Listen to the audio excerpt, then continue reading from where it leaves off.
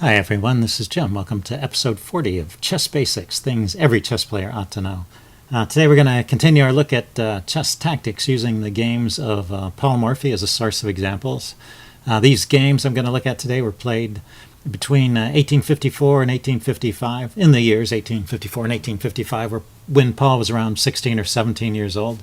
They were played in his native New Orleans against mostly little-known players. This game we're looking at now was played between Paul and a player named Hart. Don't know anything more about him. So in this position, it looks like a typical kind of Morphy game where Paul has got all his pieces out. They're attacking. They're in position to jump in and harass Black's king, and Black's pieces are sitting on the back rank. Who knows how they got there? Although notice that Paul has sacked a pawn to get this good position, but he has excellent compensation, and in fact it's already a winning position. Black is trying to defend and plays the move knight to e7, just trying to get another piece closer to the king and help out guard some key squares. So it is White's turn to move, and your task is to find the best way for White to continue the attack. So if possible, I'd like you to think of the next move and the move after that. So just two moves in a row. What are the next two moves for White? Okay, pause the video, take some time to think about it. This is an interesting attacking position with lots of different ideas, so think about it until you've got it set in your mind, and then continue with the video. I'm going to give the answer away now. It is the first move, rook takes e7. Yeah, just get rid of that defending knight that was brought over. Okay, and now the second move, and this is really the key that makes the whole thing work. There's only one move here that really maintains a strong attack. If you want to pause the video again and think about it some more, I'm going to give the answer away now. The strong move here is queen to a6. Notice it doesn't take anything or even check something, but it sets up some really dangerous threats. The main one is knight to c6 with a check, and then queen takes a7 with checkmate. So the queen guarding these squares forces the king into the corner after the knight check. So now Black has to do something to stop this. He plays the best move, which is c5. This provides a defense with the queen along the second rank. So even if knight comes into check, the king can actually go to a7, a8 in relative safety. Queen takes a7 is no longer a mate. It just gets exchanged off. So there's another move here for White, if you want to pause the video and think about it, how you continue the attack. Paul continued with d takes c6, hitting the queen and driving it off of the 7th rank there, so it no longer defends the a7 point.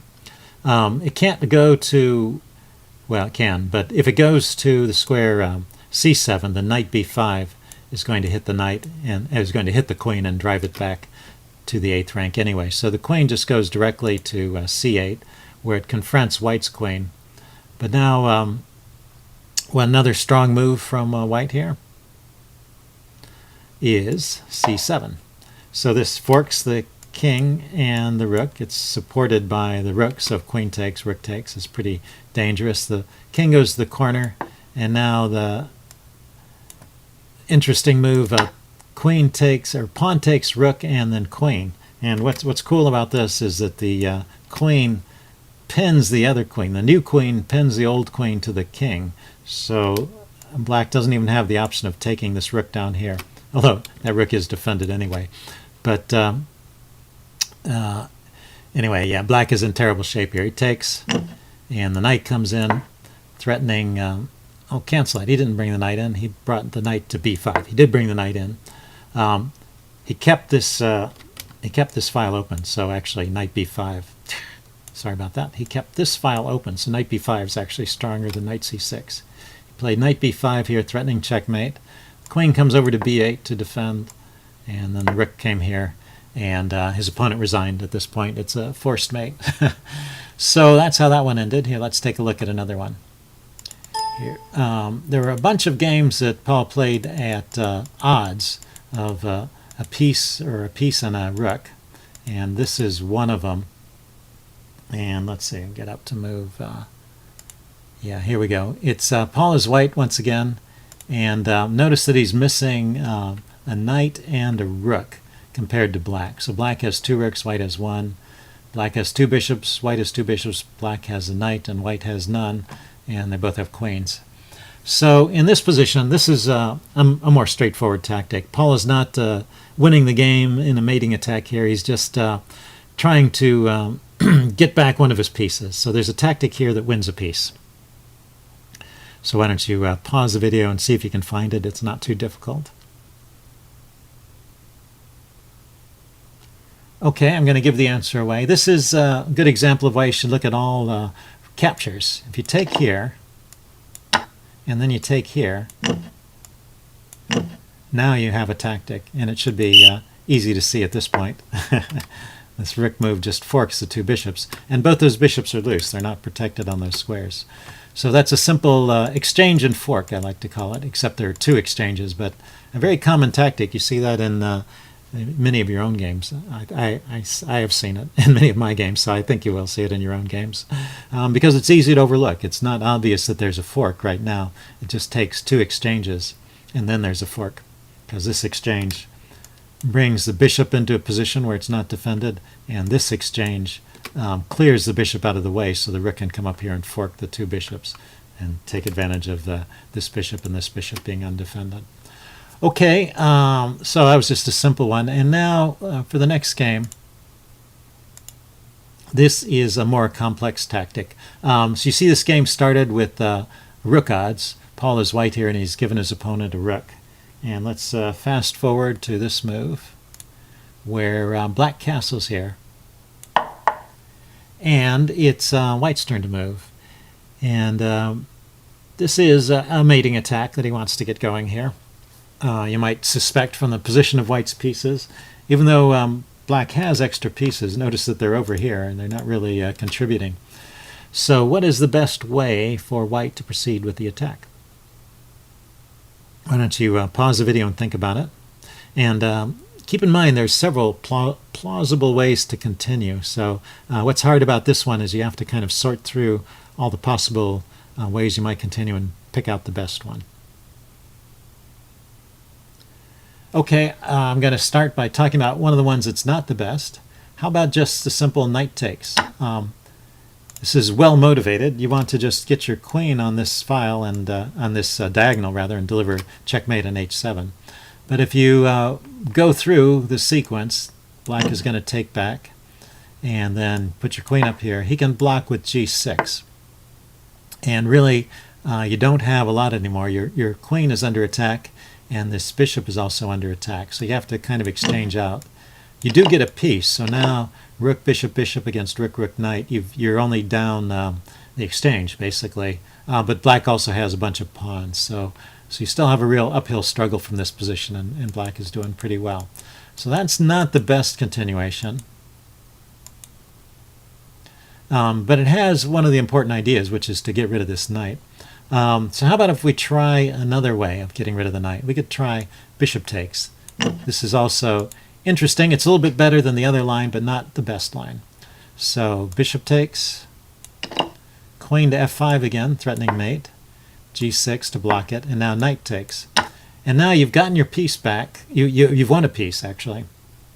The king is in check. King g7 is the best move. And this is a significant improvement over the last line. You can even get this piece out with check. And the king needs to come forward, and then you can grab this rook over here. I mean, this knight that was loose over here on a5. And it's too dangerous. It's too dangerous to take with the pawn. And you can't take with the king because it's defended, so black plays here. And after a trade, I guess might as well show you the rest of the line. And then the knight comes back. And what white has, he has a material advantage compared to the last time. He's got 2 pieces for a rook. But black still has a preponderance of pawns. And so still not quite the best line, although that was an improvement. If you chose that line, that's pretty good considering your options here. So let's back up. Yeah, black castled here. The move that Paul actually played, if you want to pause the video and think about it some more,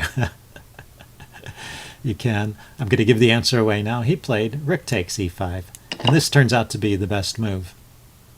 Now, I'm going to show you how the game went, and then I'm going to show you the best possible defense. But the way the game went is pretty normal. You might expect just to take back the rook as a good try here.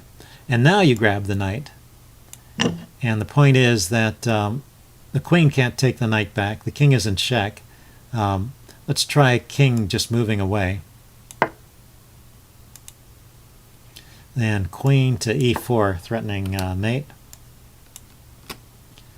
Let's see if he blocks this way. Then queen to h4, threatening mate this way. And if he plays h5, then knight takes h5, and you crash through with the attack. So that was kind of a long sequence. It's not how it actually was played. After knight takes f6, what else is there? Queen takes f6 just gives up the massive amounts of material. His opponent played g takes f6, so those were their only choices. And now what Paul played here, actually, is bishop takes f6, and this is his opponent resigned here because he's losing the queen. Although he could have tried to continue. His opponent was just a little bit discouraged, I guess. So with the queen and bishop against two rooks and a knight, but with the open king and this h7 pawn being threatened, it's pretty dangerous. And white has a winning advantage there, although it's going to be a while to win. There was a faster way to win, actually, right here. If you want to think about it, you can even play a better move than Paul Morphy if you find this one. Okay, I don't think this is too hard to find either. It's bishop to h6. So you're cutting off squares, and you're setting up a mate threat on g7. And what can white do, or black? I mean, the computer's suggesting queen takes bishop, but that's not going to help. There's still a mate in 3 after that. Basically, the threat is just a queen check, and then here. If the king tries to run from the check, it's probably the best try. Queen to f5 threatens mate this way. So there's no time. You no longer have the check on the g file because he can block with the rook.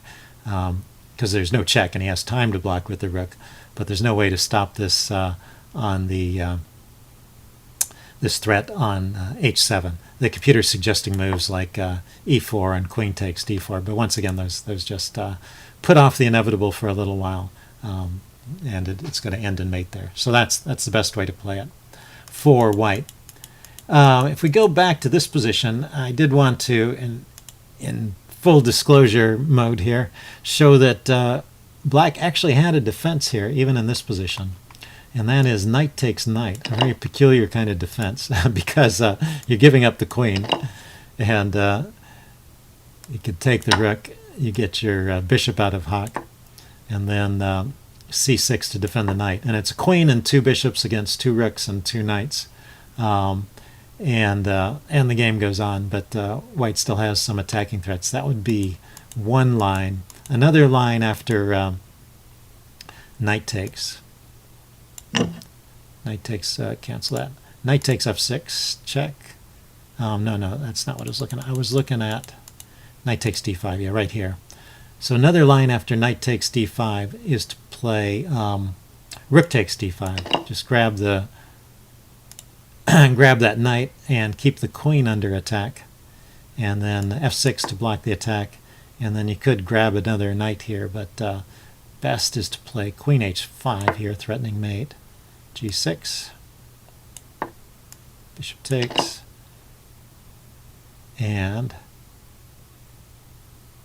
queen e7. So he's not even taking back. I guess he gets mated if he takes back.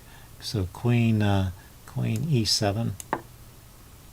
Defending, and bishop to h6. So the attack continues. Let's see.